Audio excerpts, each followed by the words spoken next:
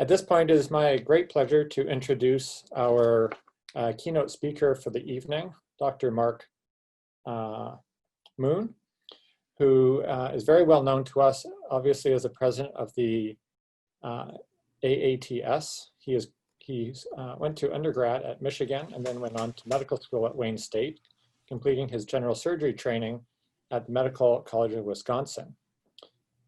He then continued training at doing his fellowship at Stanford and has been at Washington University School of Medicine and Barnes-Jewish Hospital for just over 20 years now, where he currently serves as the John M. Schoenberg Chief of Cardiac Surgery.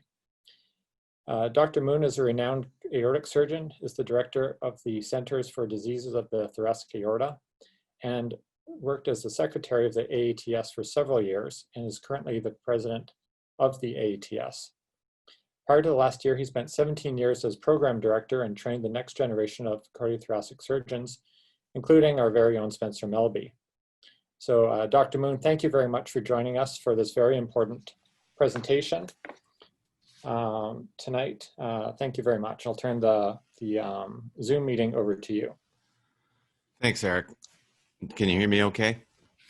Yes, we can. Perfect.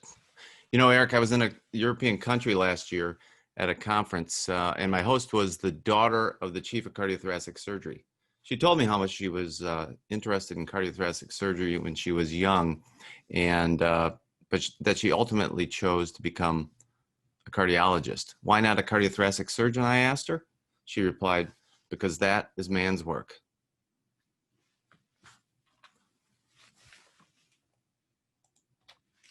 Gender inequality is nothing new. It's been around for at least since the Neolithic period over 8,000 years ago. There was a study in the European Journal of Archaeology that reported overrepresentation of men in cave art and biased burial patterns in prehistoric Spain. Formal burial sites were far more common for men than for women. And in those sites, men were buried with arrowheads, tools, and precious metals, while women were buried with ceramics. Dr. Mary Edwards Walker was the first female surgeon. After graduating from medical school in 1855, she went into private practice in upstate New York. During the Civil War, she tried to enlist in the Union Army, but they would only commission her as a nurse. She eventually served as a civilian War Department surgeon and did an admirable job and was the only woman to receive the Medal of Honor. Unfortunately, it took another 100 years before there would be a female cardiothoracic surgeon. 3 women were certified by the American Board in 1961, the most famous of which was Dr. Nina Starr-Brunwald, who performed the first successful mitral valve replacement in a human in 1960 when she was only 32 years old. She was also the first woman to become a member of the AATS in 1967. These female firsts in the 1960s, though, were not a sign of a revolution. Progress was slow. By 1980, only 10 women had received board certification in thoracic surgery. Mark, can I interrupt you for just one moment and ask you if you could share your screen with us? Oh, yeah. How do I do that?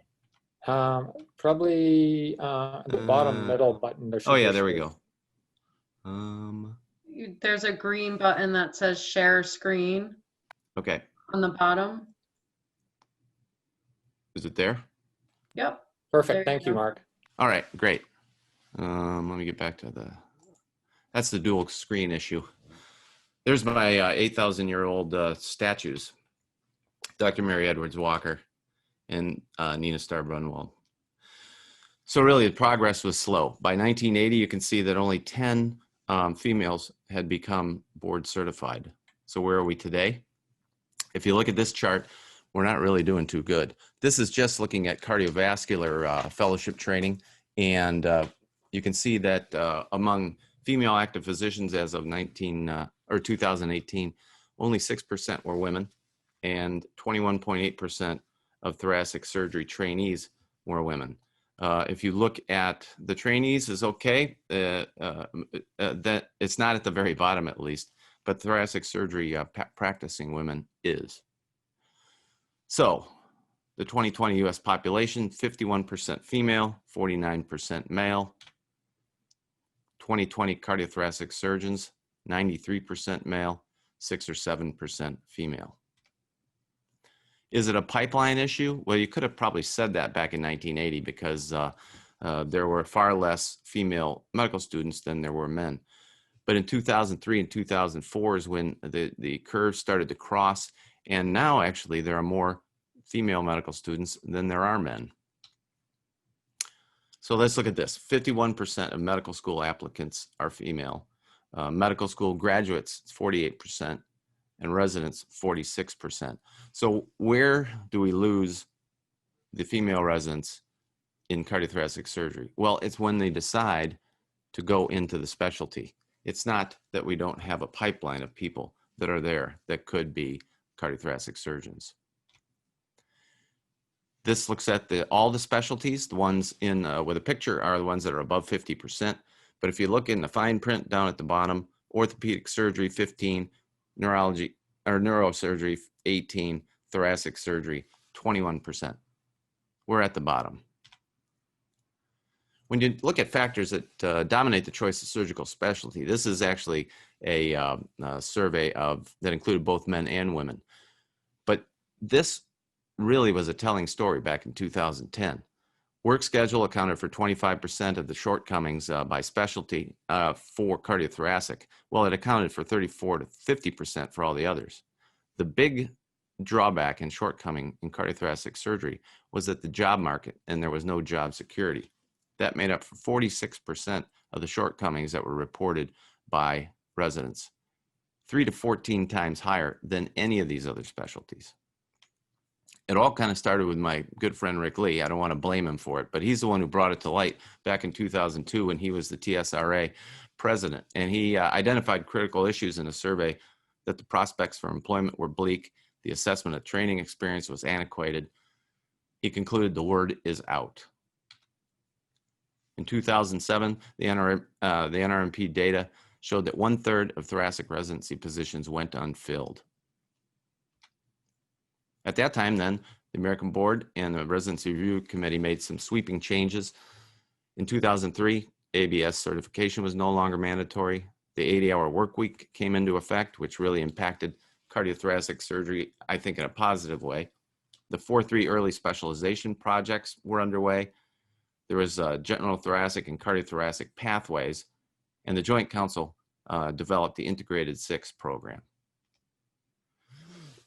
But what about job security and the future for jobs? There was a nice presentation back in 2009 that predicted the demand was going to go up by 46% and the supply down by 21%.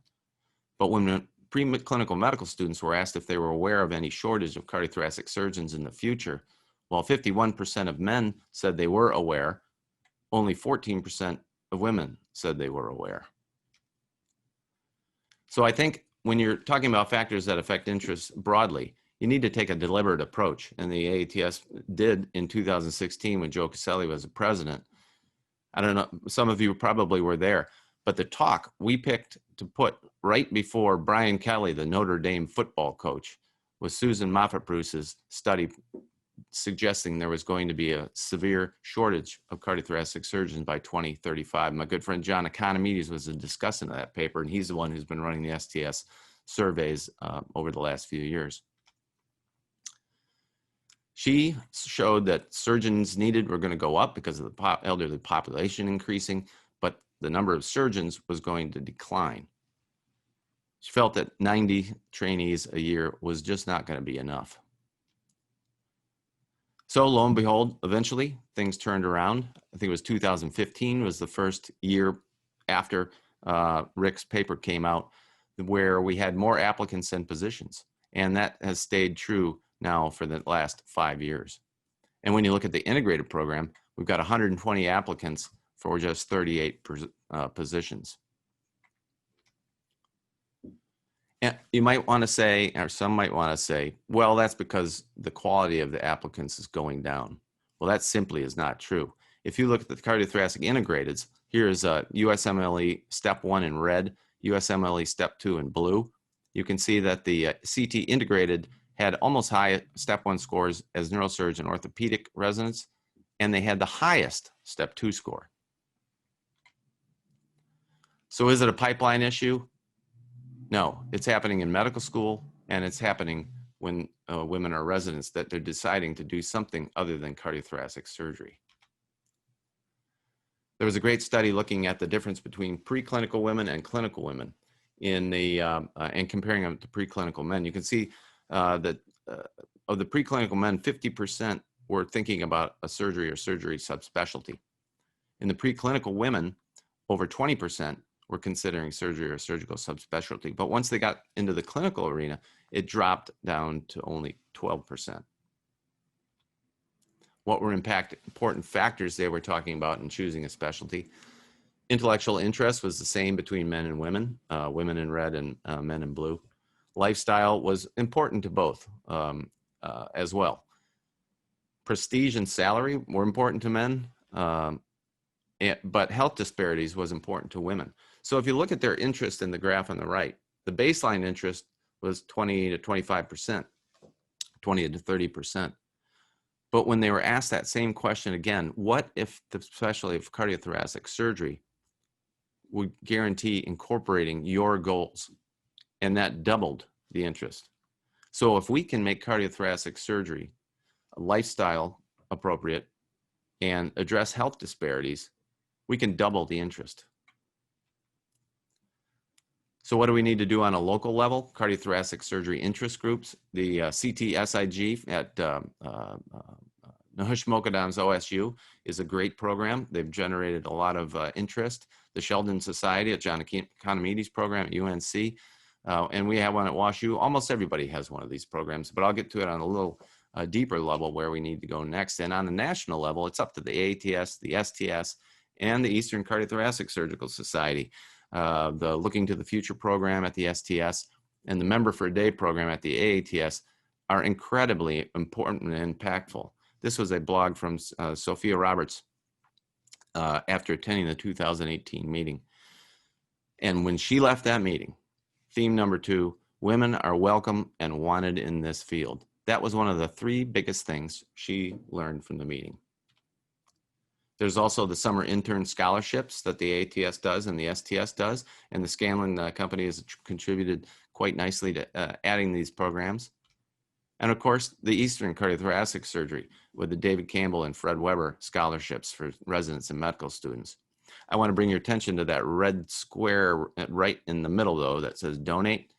I did for the meeting, so don't go there yet. But after the meeting's done, go to their website and donate. Now, what about interest in shadowing? If you look at the preclinical women, almost 80% said they had interest in shadowing a cardiothoracic surgeon, but only 12% tried to shadow a cardiothoracic surgeon. We need to make ourselves more available. And what about mentorship? Only 30% thought it was easy to find a CT surgeon mentor. We got to get ourselves out there. And they also felt that access to a female or minority mentor would increase interest. You want to see who convinced me to go into cardiothoracic surgery? It was a woman, Dr. Anna Ledgerwood from Wayne State University, an incredibly gifted surgeon and intellect. And when I think back of what she probably had to go through in her training and her career, it's amazing to me. And she's a remarkable woman. But when we look at specific career goals, maternity, paternity leaves, this is, orange is residents who chose cardiothoracic surgery versus those that chose a different field. Length of training didn't really have a whole lot to do with it. Research opportunities a little bit, but it was work-life balance and rotation in the specialty and a role model in the specialty. So the bottom 2, rotation and role model. But the rotation has got to be good. We can't just send the medical student into the corner and tell them that, fill out the chart. There was a nice study that was just presented. Arian Mansour, the third offer, I just interviewed him for medical school today. The rest of you can forget it. He's coming here. But the factors associated with the surgical rotation being a positive experience were one-on-one resident mentoring. We have to count on our residents, having a truly meaningful relationship with the patient, and actually making an decision. Anyone can make an decision if we show them where to do it, and it makes them feel very, very interested and assisting in the dissection. So make it count. Once they're done with medical school, all is not lost. there are still 20 to 30% of residents that are undecided and are thinking about cardiothoracic surgery in their first and second years, and even their third year. On a national level, the Scanlon Women in Thoracic Surgery Traveling Mentorship Award is addressing just those residents. The first award recipient in 2012 was actually my partner here at WashU, Pooja Katru, and that was the experience that nailed down her interest in cardiothoracic surgery. So it's about mentorship and exposure. We got to get out there. We got to get them interested, but we got to do it right. If we look at this ranking of specialties perceived as good for women when advising trainees. These are American College of Surgeons members advising women. Look at that very bottom, cardiothoracic surgery. Less than neurosurgery, less than orthopedics. Look at the top, breast, OB-GYN, plastics. I think our mentors are perpetuating the bias. But who is perpetuating it the most? Let's look at who would advise only men to pursue urology. General surgeons, vascular surgeons, orthopedic surgeons, 20% of urologists only said men should go in that field, not women. How about who would advise only men to pursue cardiothoracic surgery? 33% general surgeons, 36% vascular surgeons, 47% orthopedic surgeons, 53% urologists, 57% of cardiothoracic surgeons. Shame on you. We have met the enemy, and he is us.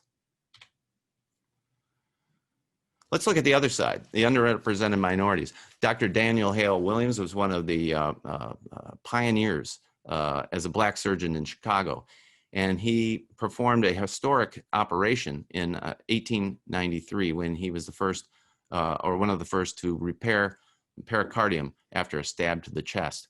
It received international fame, but initially through the lay press. It wasn't until 3 years follow-up that Dr. Williams actually presented his data in the medical literature. He didn't want to take success for something he didn't feel was going to be a true success. He was actually the only black surgeon admitted in the American College of Surgeons when it began in 1913. Where are we today with underrepresented minorities? Of the U.S. population, we have 15% Hispanic, 13% Black. I don't have the data for cardiothoracic surgeons. The STS survey hadn't investigated this yet, but it will down the road. General surgeons, they're 7% Hispanic and 6% Black. That's a big change. So where are we losing the underrepresented minority? Well, if you look at high school students, 39% are underrepresented minorities. 33% of undergraduates are underrepresented minorities. So if there's 3.2 million high school graduates and 2.1 million enrolled in college, if you were to assume the same percentage of underrepresented minorities in college as you would in high school, you come up with 819,000 in college. The actual number is 33%, so about 693,000. That leaves us 126,000 students lost that could have potentially become cardiothoracic surgeons ultimately. So what should we do? Well, Camp Cardiac is a good start. This is a program that's run all over the country. We have one here at WashU, and I know they have one up in Chicago and many other places, but it is a 1 week long program in the summer that exposes high school students to the great heart, to cardiology, cardiac surgery. They get to play with hearts, suture hearts, and learn everything about how it functions. It's a great exposure to get people interested. The Society of Black Academic Surgeons takes it one step farther. They hold at their annual meeting mentorship sessions for 8th and 9th grade students focused on underrepresented minorities and trying to convince them to go into surgery. How about between undergrad and applicants? 8,634 lost. The University of Minnesota in 2015 started a cardiovascular interest group for undergraduates. And they found that of the undergraduates, 75% were women compared to in medical school, only 41%. They had the standard tours, workshops, seminars, and their cost was very low, $2,500 a year for the 8 workshops.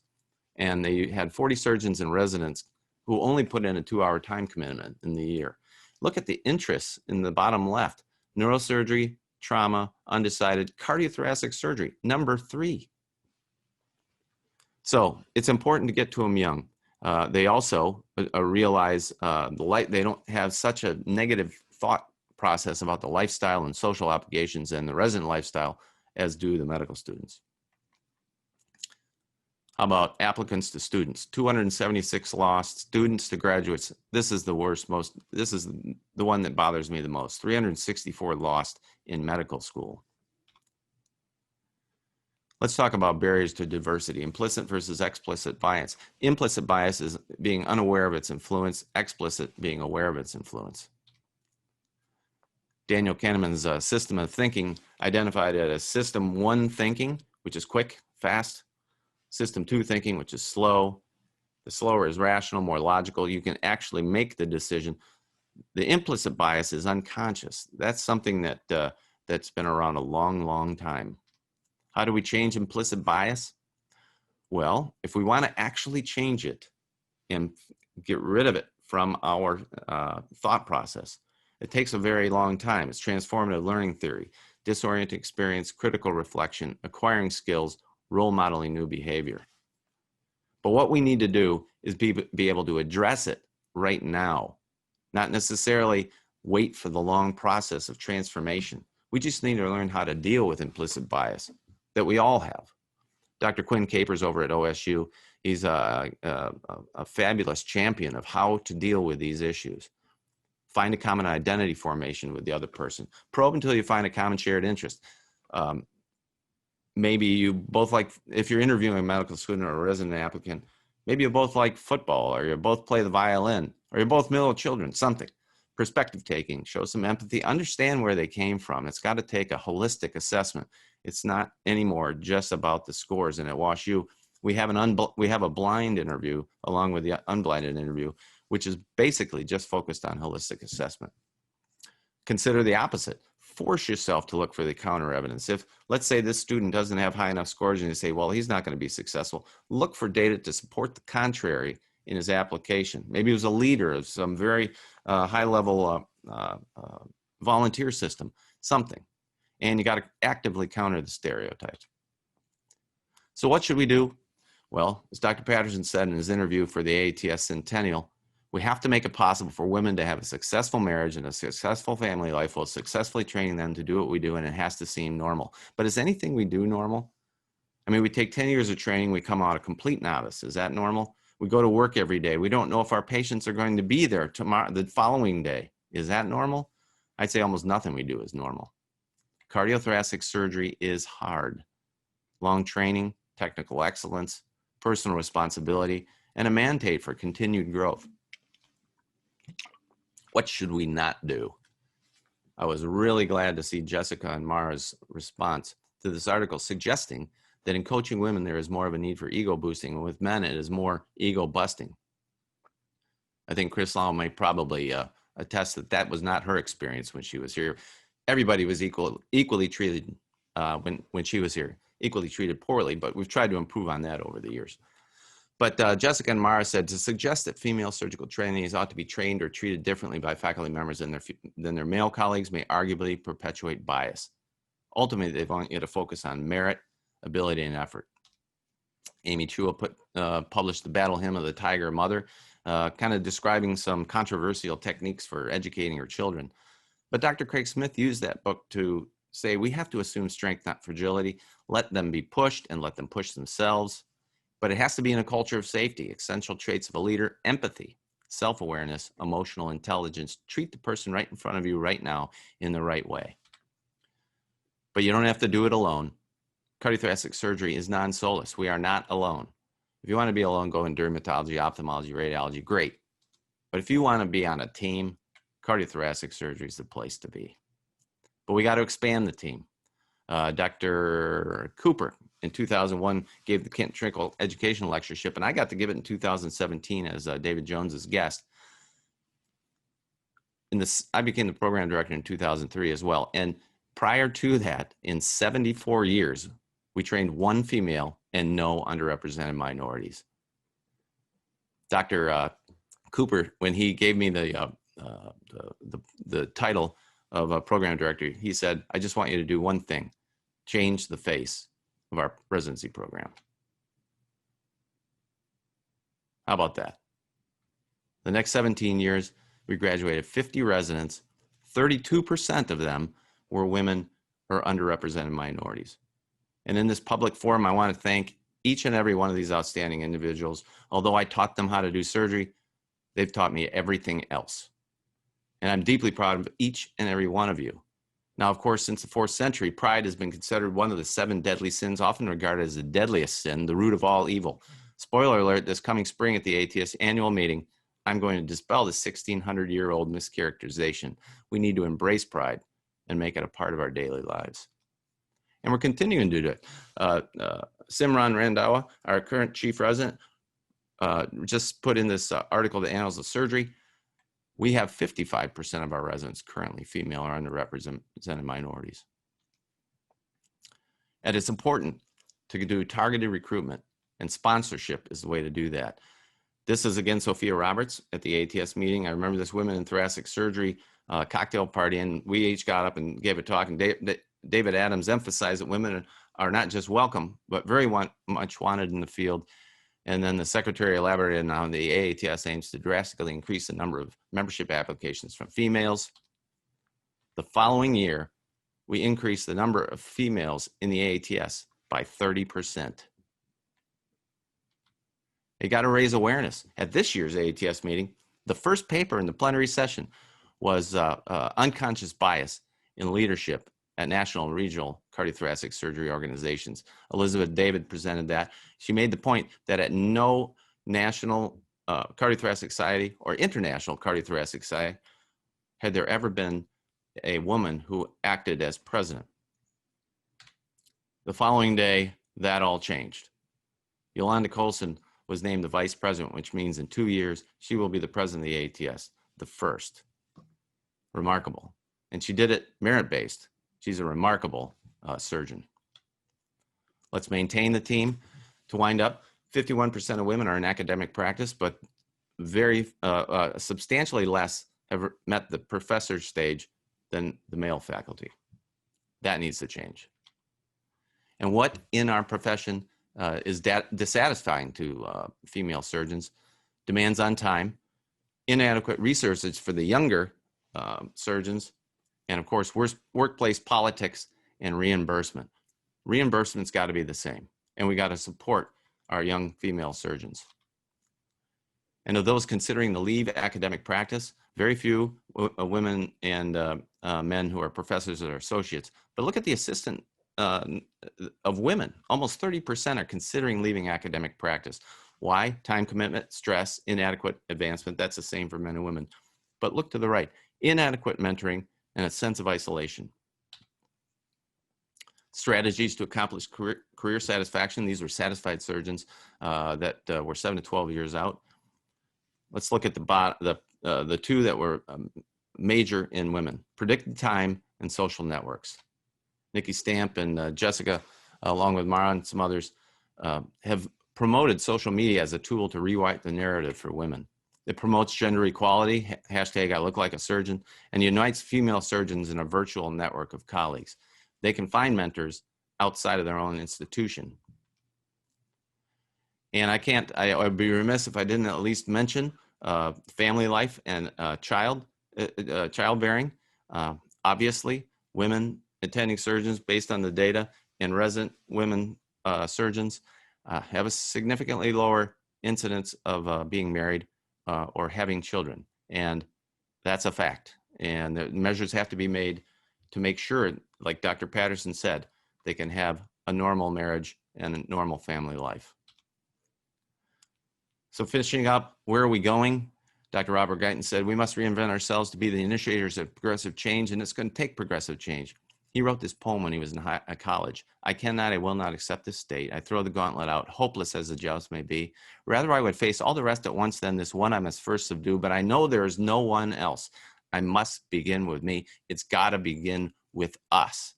It's our responsibility. We all need to change. I wrote this editorial when Stephen co-authors talked about sexual harassment in cardiothoracic surgery. Over 80% of women reported sexual harassment during their career. But remarkably, so did 44% of the men. This is a universal problem. We all need to change. This is Angela Robinson, and just in closing, the motion picture industry, less than 5% of directors of hit movies are, and high-grossing movies are women. That's even less than the percentage that are cardiothoracic surgeons. This is Angela Robinson. She was the director of Wonder Woman and the L Word, and she always starts out the American Film Institute's Women's Directors Workshop by saying, "They don't want you here." She did notice some change, though, in the last year or two, and so she modified it just a little bit. "They don't want you here, but I have a feeling that sometime soon they may need you here." In cardiothoracic surgery, I hope I've been able to convince you that we definitely want you here, and we definitely need you here now. It's been an incredible honor to give this address for the Eastern Cardiothoracic Surgical Society's annual meeting. I certainly don't have all the answers. I don't even know all the questions. But what I do know is that through awareness and action, we can all begin to make a change. Thank you.